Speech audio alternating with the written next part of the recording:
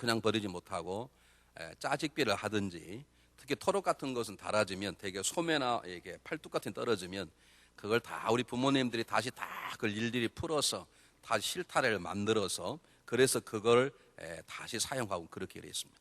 요즘 같으면 그렇게 하면 요즘은 그냥 떨어지면 다 버리죠. 예전 우리 때는 양말이 떨어져도 그냥 절대 버리지 못하고 다 종구를 끼워서 다 꼬매서 그걸 신으면 발에 다 굉장히 그냥 불편하지만 그렇게 신고 다녔습니다. 특히 털옷을 입다가 털옷이 떨어지면 그걸 다 우리 어머님이 다 풀었어요. 그러면 여러분 해보신 분 계시겠습니다만은 우리 어머니에 풀면 우리는 다 손 들고 앉아 있으면 요 손에다가 다 감죠. 그렇죠?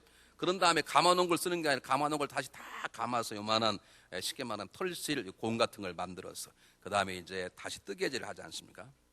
근데 저희 집에 고양이들이 몇 마리 키웠는데 그 털실 이만한 볼을 바구니 속에 잘 담아 놓는 경우는 관계가 없는데 어떻게 하다 보면 그냥 방바닥에 놔두면 이게 완전히 이제 고양이들이 이걸 가지고 완전 올림픽 하는 거예요. 한참 어디 갔다 보면 실이 완전히 엉컹크러졌어. 이걸 어떻게 할 수가 없는데 아무리 헝클어진 실이다 할지라도 시간을 갖고 천천히 순서대로 어느 걸 먼저 풀어야 되는지 생각해보고 하늘씩 풀면 풀리지 않는 실타래가 없었습니다. 그런데 아무리 비싼 거라도 아무리 뭐 좋다고 그냥 막 잡아다녀 버리면 결국에는 가위로 잘라내야 되는, 그래서 많은 것들을 버려야 되는 그런 소비가 있었는데 아무리 헝클은 실타래를 할지라도 순서만 정확히 알아서 하나씩 풀기만 하면 시간은 걸리더라도 반드시 그 실타래는 다시 정상으로 돌아가게 돼 있는 것처럼 우리 인생의 삶도 그렇습니다. 여러분의 삶이 지금 막히고 어렵고 여러 가지 있다면 여러 가지 외적인 상황일 수도 있고 그럴 수 있는 이유가 있겠지만 중요한 것은 이유 중에 하나는 여러분이 지금 삶의 우선순위를 놓치고 있기 때문에 그럴 수가 다분히 있습니다. 한 번쯤 이번 주 앉으셔서 여러분 삶이 묶여 있다면 한 번쯤 생각해 보시기 바랍니다. 실타래를 지금 풀어야 되는데 내가 먼저 풀어야 될 실타래 어느 부분이고 무엇인지, 내 인생의 삶 속에 내가 지금 행해야 될 우선순위가 무엇인지, 그리고 내가 정말로 귀중히 여겨야 되고 정 안 되면 잘라버려야 되는데 그 잘라야 버릴 것들이 무엇인지, 여러분 열심히 사는 것이 중요합니다. 그러나 열심히 사는 것보다 더 중요한 건 방향입니다. 방향보다 더 중요한 건 일의 우선순위인 것입니다. 때때로 삶이 어려운 이유가 여러 가지 있는데 그 중에 하나가 제가 방금 말씀드렸던 것처럼 삶의 우선순위가 뒤바뀔 때, 그래 가장 중요한 것들이 무엇인지를 모른 채 헛것에 시간과 우리의 힘들을 소비하고 있으면 우리의 삶은 저절로 헝클어진 실타래처럼 꼬이게 될 것입니다. 오늘 우리의 성경 본문 베드로의 설교 가운데 앞부분은 우리들에게 다음 주 연결해서 2번 있습니다만은 정말 무엇이 중요한 것이고 우리가 우리의 믿음 생활한다는 우리들 삶 가운데 무엇을 가장 중요한 것으로 놓고 살아갈 것인가를 가르쳐주는 탁월한 설교입니다. 오늘 성경 본문 읽으면서 우리 말씀 속에 담겨진 중요한 교훈을 제가 여러분에게 간략하게 소개하겠습니다. 여러분 14절 이렇게 기록되어 있습니다. 베드로가 11사도와 같이 서서 소리 높여 가로되, 베드로가 설교를 하려고 일었으니까 11사도가 함께 섰다는 것입니다. 함께 외쳤다는 말이 아니라 대표로 베드로가 설교하는데 그 설교하는 베드로 옆에 11사도가 다 섰다는 말입니다. 섰단 말은 무슨 말입니까? 베드로의 설교가 우리의 설교고 베드로의 고백이 우리 고백이고 베드로의 말이 우리가 옳다는 것을 인정합니다 라고 하는 모든 사람에게 베드로의 존재 가치를 인정해 줄 뿐만 아니라 베드로에게 너 잘할 수 있다. 너 예전에는 함부로 말했다가 망신당했지만 아마 오늘은 잘할 거야. 그래 잘하길 바란다. 우리 옆에서 기도해 줄게 라고 말하는 베드로에 대한 절대적인 신뢰요, 베드로에 대한 격려요, 베드로에 대한 배려요, 베드로에 대한 세움의 표시로 11사도가 딱 선 것입니다. 우리 메시지는 우리에게 이렇게 말합니다. 우리의 삶 속에, 우리의 가정 속에, 아니 내 마음 속에, 그리고 우리 신앙의 공동의 가정 속에, 믿음 공동인 교회 속에 제일 먼저인 것이 무엇인가? 하나가 되는 것입니다. 우리 마음이 하나가 안 되는 것을 정신분열이라고 그러죠. 내 마음이 너무 나눠져 있으니까 우리가 어떻게 살 것이 무엇이 중요한지를 모르는 거예요. 우리의 가정이 돈이 없어 괴로운 게 아닙니다. 여러분 죄송하지만 두 부부가 하나만 되면 어려울 게 하나도 없습니다. 모든 가난 고통도 다 이길 수 있습니다. 문제는 하나가 되지 않아서 그렇습니다. 교회도 마찬가지입니다. 우리 교회 앞으로 큰 하나님의 쓰임 받는 교회가 되려면 교회 더 좋은 프로그램, 더 좋은 목회자, 더 좋은 장로들이 세워지는 게 중요한 게 아니라 우리 교회가 하나만 되면 그 하나님은 하나됨을 통해서 그분의 놀라운 역사를 행하시는 것을 우리가 깨달아야 될 줄 믿습니다. 베드로가 일어섰습니다. 다른 데 일어나서 왜 네가 설교하는 게 내가 설교해야 되지? 너 지난번에 함부로 말했던 망신 나갔지 않냐? 너는 예수님을 넌 조절했지 않냐? 내가 해야 돼. 그렇게 따지지 않았습니다. 베드로의 능력과 베드로의 인격을 묻는 자도 없었습니다. 베드로의 과거를 누가 따지지 않았습니다. 그저 모든 사람 믿고 베드로의 편이 되어주고 베드로를 신뢰해주고 베드로를 격려하고 계속해봐. 내가 너 힘이 될 거야. 우리가 기도할 거야. 그리고 모든 사람에게는 이 베드로의 말이 진실입니다. 우리도 고백입니다. 라고 담대하게 베드로를 세워주고 격려하고 베드로를 믿는 성령의 하나된 공동체가 되는 것입니다. 하나님 이 공동체 통해서 세계의 역사를 바꾸시는 것입니다. 사랑하는 여러분, 우리 안에 개인으로 말하면 내 안에 하나님의 강력한 역사가 있으려면 내 마음이 하나가 되어야 됩니다. 사춘기 때는요, 기도할 때 영화 배우도 되고 싶고 소설가도 되고 싶고 차범근처럼 운동선수도 되고 싶고 박세리처럼 막 골프 선수 이게 도대체 내가 뭐가 될지도 몰라. 그러니 성령 내 안에 걱정하시는 거예요. 내가 내 마음이 하나가 될 때, 흩어지는 마음이 굳건한 마음이 될 때 성령이 내 안에 말씀하시고 그분의 인도하심을 경험하게 되는 것처럼 내 가정이 중요한 건 돈 많이 버는 남편, 살림 사는 아내가 중요한 게 아니라 두 부부가 하나됨이 중요한 것입니다. 그러면 그 가정은 어떠한 어려움과 위기도 극복하고 건강하고 복된 가정이 되는 것입니다. 우리 잘 알지 않습니까? 돈 많이 벌고 형제도 다 좋은데 완전히 산산조각난 가정은 무슨 가정이라 그러죠? 아니, 모른 척 하지 마시고 얘기 한번 해보세요. 그런 가정을 뭐라 그래요? 콩가루 가정이라 그러는 거예요. 교회도 콩가루 교회가 있습니다. 우리 안에도 콩가루 마음이 다 나눠져 버려 앉아있는 거예요. 여러분, 개인이나 가정이나 교회 가장 중요한 어떤 능력보다도 돈 많이 버는 가정이 중요한 게 아니라 하나 되는 가정이 중요한 것이요, 놀라운 은사와 권능에 방언하고 불받고 그런 것 대단히 중요하지만 그것보다 더 중요한 것은 하나가 되는 교회가 될 때 교회는 하나님이 거룩하게 쓰임받는 하나님의 지체로서 삶을 살아가고 있게 되는 것입니다. 사단은 우리 교회의 맨파워를 두려워하지 않습니다. 사단은 우리 교회의 재정의 역사도 두려워하지 않습니다. 사단은 우리가 어떤 은사를 두려워하지 않습니다. 사단은 우리가 하나가 될 때의 죄를 두려워하는 것입니다. 오늘 성경 본문은 말합니다. 너희가 먼저 하나가 되어라. 너희 개인의 마음속에 한 마음을 가져라. 너희 가정이 하나가 되라. 너희 교회가 하나가 되라. 그리하면 내가 그들을 쓰리라는 것입니다. 여러분, 그래서 예수님께서 요한복음 17장 21절에 보면 바로 우리들에게 12제자를 놔두고 하나님의 아버지가 내 안에 내가 아버지 있는 것 같이 저들이 서로 하나가 되어 우리 안에 있게 하옵소서.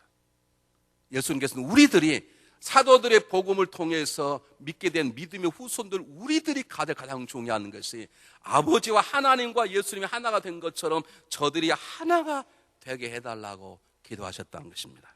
왜 그랬을까? 예수님은 우리의 체질을 아는 거예요. 우리처럼 하나 되기가 어려운 것이 없어요. 안 그렇습니까? 우리처럼 하나 되기가 어려운 존재가 없어요. 우리 세상의 문화와 세상의 가치관과 사단에 뿌리는 모든 오염된 문화와 정치와 모든 것들은 다 나누어지게 돼 있어요. 지금 한국의 문제가 한국에 돈이 없어 문제가 아닙니다. 한국에 여러분 능력 있는 사람이 없어가 아닙니다. 한국은 하나가 안 돼. 하나가 될 수가 없는 존재를 만들어버렸어요. 저게 교회가 하나가 돼야 되는 교회조차 나눠져가지고 저렇게 쌈박질하니 그 가운데 어찌 하나님 역사가 일어날 수 있겠습니까?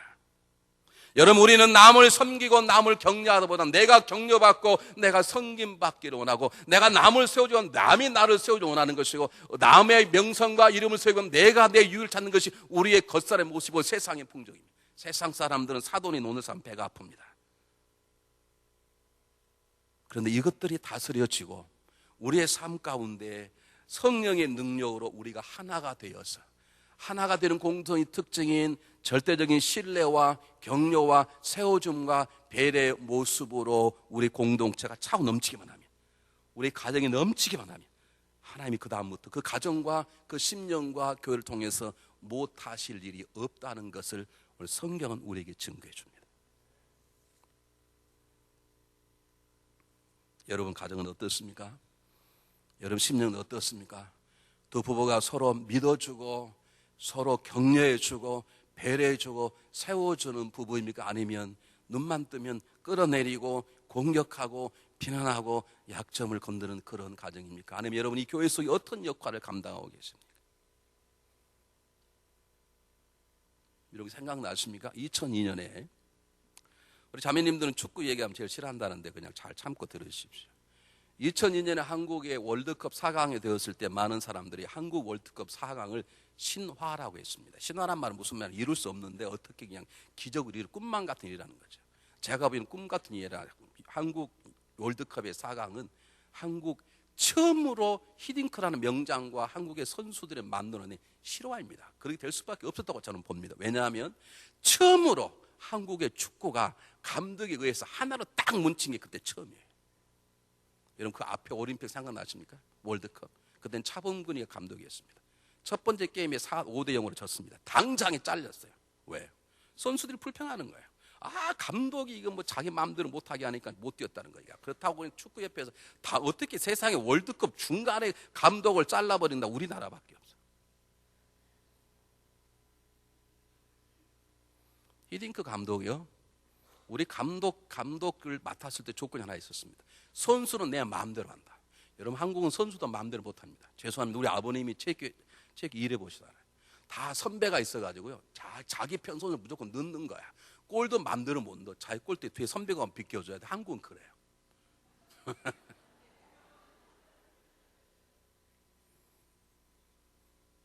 그런데 히딩크 감독이 조건을 냈어. 내가 감독이 되면 선수는 내 마음대로 뽑는다. 과학은 작전도 내 말, 시합도 내 말, 절대 일체 말하지 말라. 그리고 내가 끝날 때까지 지든 이기든 나를 잘리지 말라. 그게 조건이었어요. 그리고 그가 심어주는 건 할 수 있다. 하나만 되면 할 수 있다. 그걸 가르쳤습니다. 그리고 히딩크의 역사가 일어나기 시작했는데, 여러분 기억나시죠? 16강에서 이기면 8강이고 지면 떨어지는 것인데, 16강 전 시합하자마자 안정환 선수가 페널티킥을 얻었어요. 넣어야 되는데 넣었습니까? 못 넣었습니까? 아신 분은 테레 보신 분, 안 보신 분 전부 기도만 하신 분들이잖아요. 페널티킥을 실축을 해버렸대요. 그리고 1대0으로 졌습니다. 그러니까 이제 막 다 지는 거 아닙니까? 안정환이가 나를 고백하기를 나는 전후만을 울면서 뛰었다. 얼마나 마음이 다급했겠습니까? 세상 페널티킥을 실축을 했으니 그때 모든 국민들과 모든 축구 해설자들이 단장의 안정환이를 빼고, 그는 못 넣었다는 실축한 것 때문에 실력 발휘를 못할 거라는 거죠. 그러니까 빼고 다른 사람을 넣어라. 히딩크는 빼는 게 아니라 연장전까지 몰고 갔습니다. 마지막 연장전에서 얼마 남겨놓지 않고 누가 한 골 넣었죠? 바로 실축했던 안정환이 한 골로 한국 축구는 8강 아니라 4강으로 올라가게 되었습니다. 끝까지 밀어주고 세워주는 절대 신뢰와 격려와 세움과 배려. 여러분 만약 그때 안정환을 뺐다 그럽시다. 그럼 국가적으로 평생 잊을 수 없는 마음의 상처가 됐을 거예요. 여러분 이것이 히딩크의 전술이고요. 히딩크가 전 세계에서 가장 기독교 국가라 불리우는 네덜란드 사람이었다는 걸 여러분 놓쳐서는 안 됩니다.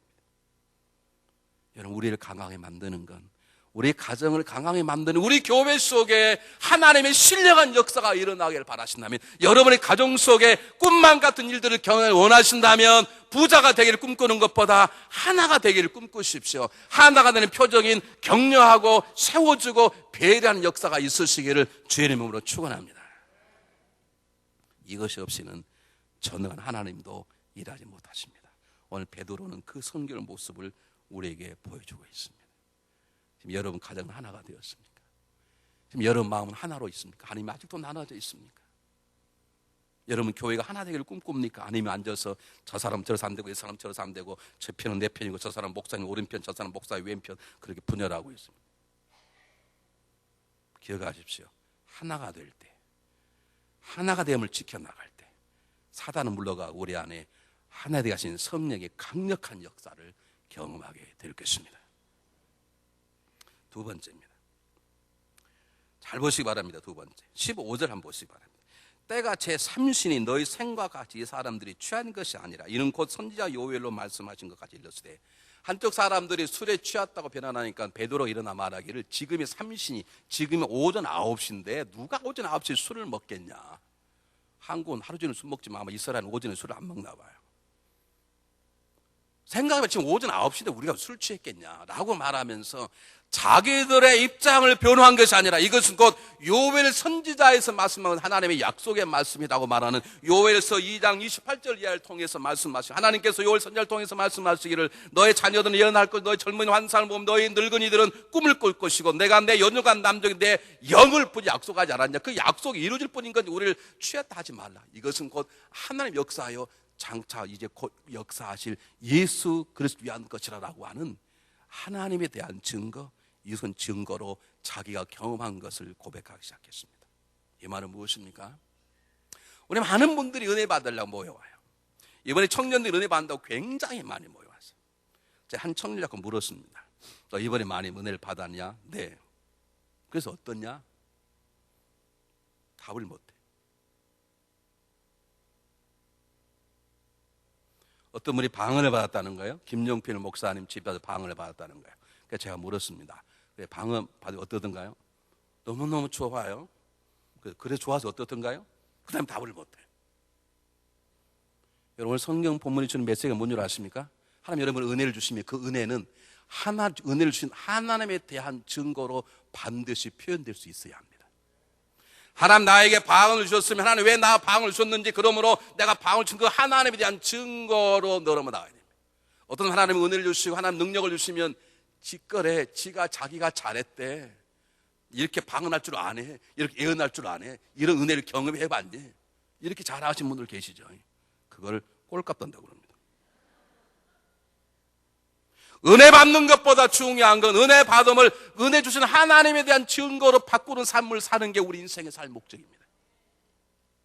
내 안에 주시는 감격이 있다면 감격하는 것만 사는 것이 아니라 그 감격이 왜 감격인 것이고 그 감격을 주님이 왜 주신 것인지 내 감격을 통해 하나님의 살아계심을 증거하는 자리까지 나가는 것이 기독교의 삶이라는 거예요. 왜 나를 찬송케 하시는 것인지, 왜 나로 하여금 헌금하게 하시는 것인지, 그 헌금의 뜻이 무엇이고 그렇게 행하시게 하셨던 하나님이 내 가운데 어떤 분이신가를 증거하는 자리까지 나가야 됩니다. 수많은 사람이 은혜를 소망합니다. 수많은 사람이 복을 소망합니다. So what? 은혜 받아서 어땠다는 거예요? 복을 받아서 어땠다는 거예요? 하나님 나에게 이런 은혜를 주셨는데 이건 바로 하나님의 살아계신 증거입니다. 하나님 나 같은 인간의 은혜를 주신 하나님이 선하신 이유입니다. 그렇게 나에게 은혜 주시고 복 주시는 그분에 대한 간증으로 내 삶을 바꾸는 것, 거기에 그리스도인의 행복이 있고 그리스도인의 삶의 가치가 있는 것입니다. 여러분 삶은 어느 자리에 와 있습니까? 오늘도 하나님 은혜를 삼으러 오셨으면 하나님 은혜를 주실 것입니다.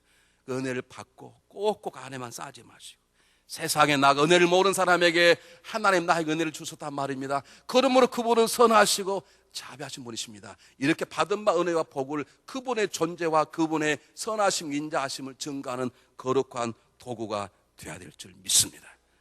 사도 바울은 자기의 놀라운 은혜를 자기 자신을 높이기 위해서, 오해를 풀기 위해서 사용하지 않았습니다. 우리 이런 건 하나님의 선하신 때문이라는 거죠. 그분이 약속하신 대로 성령을 부으셨다는 거죠. 그분이 전능하시기 때문에 약속을 지킬 수 있으셨다는 거죠. 그분의 체험을 베드로는 입술을 통해서 하나님께 영광 돌리는 증거자로 서 있는 것입니다. 여러분 이렇게 할 수 있어야 합니다. 하나님 정말 살아계셔? 하나님 정말 선하신 분이야? 그렇지. 증거가 뭐야? 내 삶을 보면 몰라? 이렇게 할 수 있어야 됩니다. 아멘 안 하신 분은 무슨 마음으로 아멘 안 하십니까? 정말로 하나님은 사람을 변화시키는 분이세요? 그렇지. 어떻게 알아? 나를 보면 몰라? 내가 이렇게 변했잖아. 여러분 그렇게 할 수 있어야 합니다. 여러분이 받은 바 은혜와 복을 헤아리고 감사할 그 순간이 아니라 그 수준 아니 여러분의 삶을 놓고 살아가는 하나님의 역사, 하나님 모든 사람을 사랑하시고 하나님을 찾는 자를 찾아주시고 하나님 살아가는 자의 사랑을 베푸시고 하나님 기도한 자의 응답 주시는 것을 증거하는 증인의 자리에 서시기를 바랍니다. 복 받는 것보다 복을 풀어 하나님의 복 주관 자임 증거하는 게 중요합니다. 은혜 받는 것 중요합니다. 그런데 더 중요한 건 그 은혜를 풀고 설명해서 하나님만이 은혜 주관 자임을 세상에 증거하는 것, 그것이 우리의 삶의 역사인 것입니다. 하나님 그걸 원하시는 것입니다. 베드로는 그 자리에 서 있는 것입니다. 이것이 중요합니다. 기억하십시오. 은혜 받는 것보다 중요한 건 은혜 받음을 통해 은혜를 주관자인 그분을 증거하는 것이 먼저이고, 이 순서가 지켜 시작할 때는 우리에게 끊임없이 은혜를 주시는 것이에요. 세 번째입니다. 여러분 성경 한번 보시기 바랍니다. 17절. 베드로가 지금 요엘 선지자의 예언을 통해서 하나님의 놀라운 계획과 뜻이 이루어짐을 고백하는데, 증거하는데 이렇게 증거합니다. 17절에 하나님이 가라사대 말세에 내가 내 영으로. 지금 성령의 강림의 사건이, 제가 다음 주에 성찬의 도보를 설명을 하겠습니다만, 성령의 강림은 곧 예수님 오심에 대한 거라는 걸 증거하기 위해서 설명하고 있는데, 그 전에 더 중요한 것은 뭐냐면 성령의 강림의 사건은 이 땅에 하나님의 말세가 왔다는 것을 증거하는 중요한 사건입니다. 그것은 베드로가 고백하는 거예요. 베드로가 증거하는 거예요. 다시 보겠습니다. 내 하나님이 우리에게, 막 그렇게 말하죠. 하나님이 가라사대 내가, 내 그렇게 말하지 않고 하나님께서 내가 말세에, 그 말이에요. 성령이 우리에게 입혔다는 것은 여러분 이 땅에 말세가 왔다는 것입니다 라고 하는 베드로의 깨어있는 인식입니다. 그 말은 무슨 말일까요? 세 번째 우리가 중요히 여겨야 하는 우선순위가 무엇인가? 세상의 시간표가 아니라 우리를 향하신 하나님의 시간표대로 사는 게 중요하단 말입니다. 여러분의 삶이 뒤탈리는 이유는 우리 하나님과 동행하면서도, 하나님과 함께하면서도, 하나님의 은혜를 사모하면서도, 하나님의 도우심을 사모하면서 하나님의 인생을 간섭해 주시고 인도해 주시고 원하시면서도 우리는 지금도 세상의 시간표대로 살아. 내 나이가 몇인데 지금도 집도 하나 못 샀냐? 그것 때문에 열등감과 분노와 우리 삶을 사로잡고 있어요. 평생 집 안 사면 어떻습니까?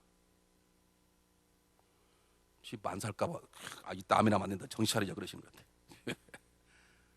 평생 집 없으면 어떠시냐고. 당신은 이미 나가가지고 25년 동안 집도 안 사고 뭐하냐고. 제발 그런 영적으로 무식하고 무지한 아내 되지 마세요. 평생 집 안 사면 어떠셔? 이옥자 권사님 뭘라고 집 사가지고 고생하고 그러셔. 여러분 하나님의 시간표를 보세요. 성령이 임했다는 것은 신앙의 공동체가 생겼다는 것과 동시에 이제 마지막 때가 되었다는 것입니다. 여러분 마지막 때란 말은 인생에 우리가 죽을 마지막 때가 되었다는 뜻이 아니라 하나님이 우주 전체를 확 바꿔버리실 그런 때가 되었다는 것입니다. 별 은혜가 안 되죠. 더 오래 사셔야 되는데.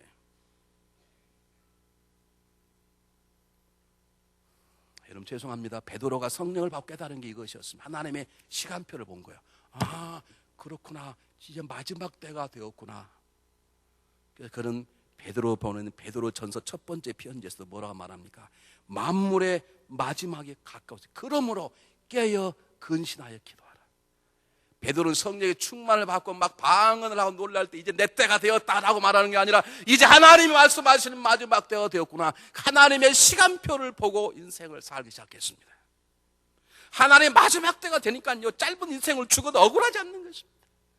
자기가 돌에 십자에 맞게 죽는데 억울하지 않는 거. 어차피 이제 마지막에 가까웠는데 자기 아내가 끌려가고 있었습니다. 그 아내에게 베드로가 여보게 걱정 잠깐이 만날 것이네. 하나님의 시간표를 보는 사람은 인생에 살아가는 삶이 지혜가 다르고 고통을 해석하는 방법이 다르기 때문에 얼마든지 승리할 수 있고 당당하게 살아갈 수 있는 것입니다. 여러분 예수님보다 먼저 오셔서 예수님의 길을 예배한 세례 요한이 뭐라고 했습니까? 세례 요한에게 세례를 받으러 오는 백성들을 향해서 이 독사의 자식들아 그렇게 나무를 했어요. 누가 너에게 정한 이 환난과 심판을 누가 멸하게 피하게 할 수 있겠느냐? 그 말은 무슨 말? 너희들이 앞으로 당할 하나님의 심판을 피하려면 회개에 합당한 열매를 맺으느니라. 그렇게 말하면서 뭐라고 말씀했습니까? 나무에 이 나무 뿔에 도끼가 놓여 있으니 좋은 열매 맺지 않은 것은 뽑히어 불에 던지우리라. 나무에 도끼가 놓여 있다는 건 역사적으로 하나님의 역사적으로 이 땅에 마지막 때가 시작되었다는 것입니다. 성령의 강림이 마지막 때 시작이고 예수님 오심이 마지막 때 시작입니다. 우리 주님도 이 땅에서 첫 번째 말씀하신 무엇입니까? 회개하라 천국이 가까웠느니라. 여러분 지난 집회 때 우리 김종필 목사님 오셔서 말씀하시면서 그분이 말씀하신 주제는 간단합니다. 그분이 팔팔 막 뛰다 보니까 우리 정신이 없어가지고 그렇지. 간단합니다. 지금 우리 시대는 마지막과 더 마지막이라는 거예요. 그 이유 중에 하나가 뭐냐? 이스라엘의 회복이에요. 1948년 이스라엘이 2000년 만에 죽었던 나무가 뿌리집법이 나무 갑자기 막 열매 맺기 시작한, 이런 역사는 역사에 역사가 없거든요. 한 번 나라 망한 나라는 영원히 망했습니다. 로마 제국이 완전히 망했습니다. 옛날에 했던 유명한 황허강력, 중국의 문화 다 망했습니다. 한 번 망한 나라는 다 망했습니다. 그런데 2000년 망한 나라가 회복이 돼가지고 나라를 딱 세웠네요.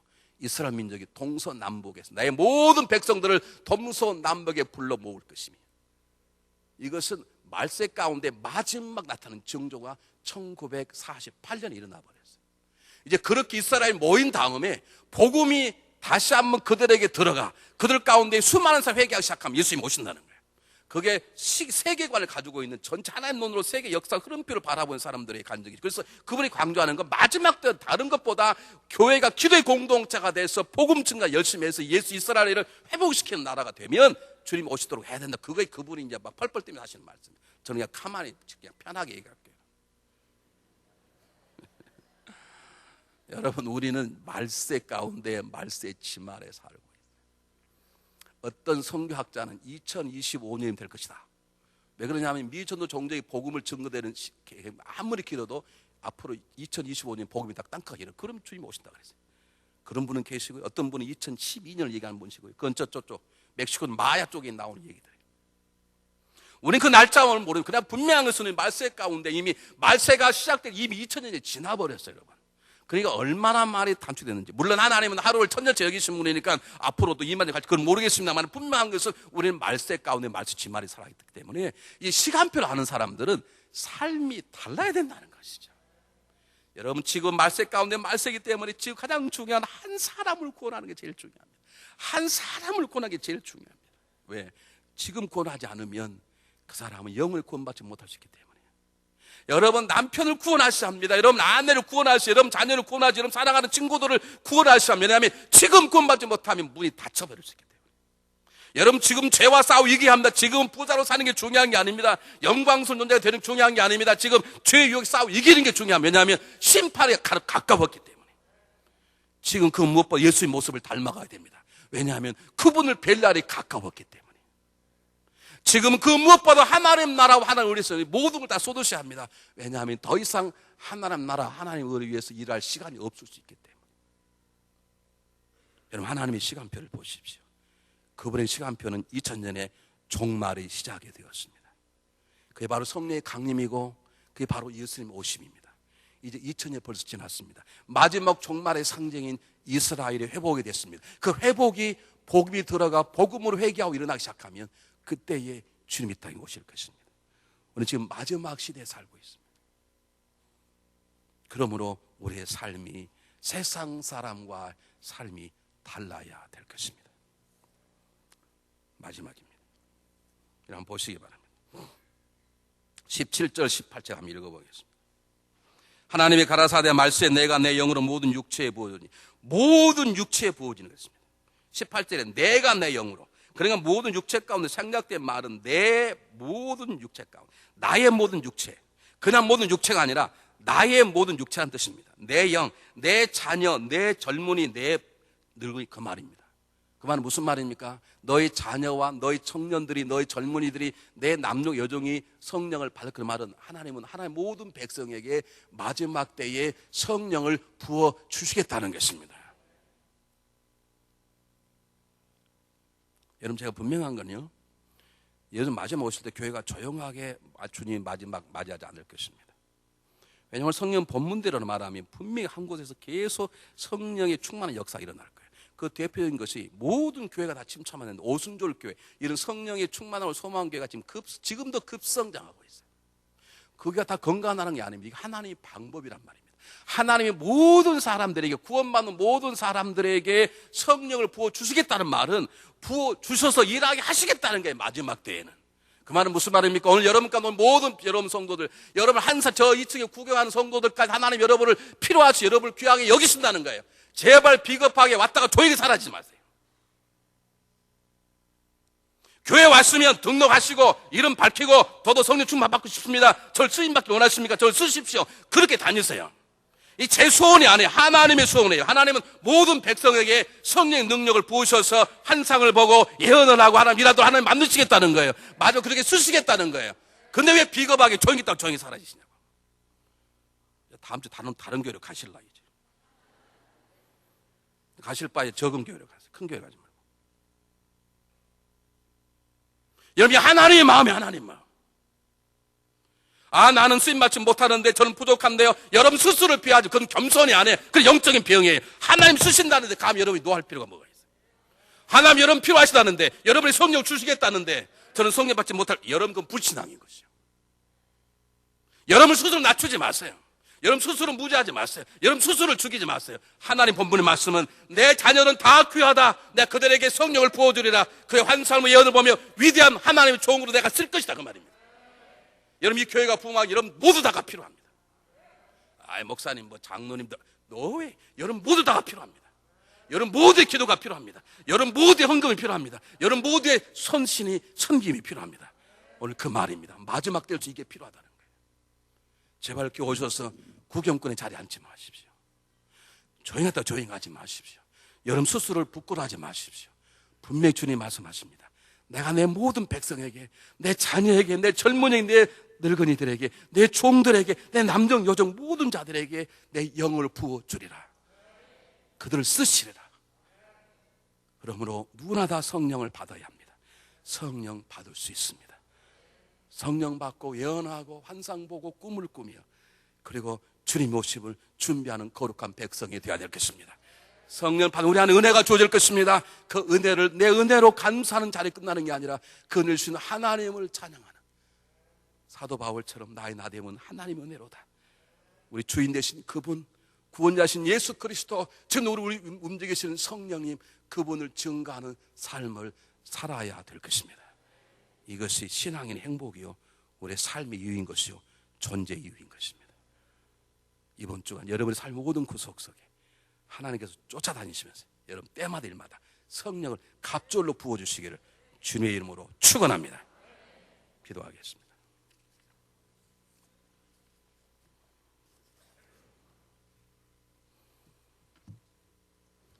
하나님 아버지 은혜 감사합니다. 오늘도 저희들에게 하나님의 생명의 말씀을 주셨사오니 성령의 충만함을 사모하도록 도와주시옵소서. 한 심령도 거저가지 않게 도와주소서. 나는 성령 앞에 부족한 종이라고 스스로를 낮추는 자가 없게 하소서.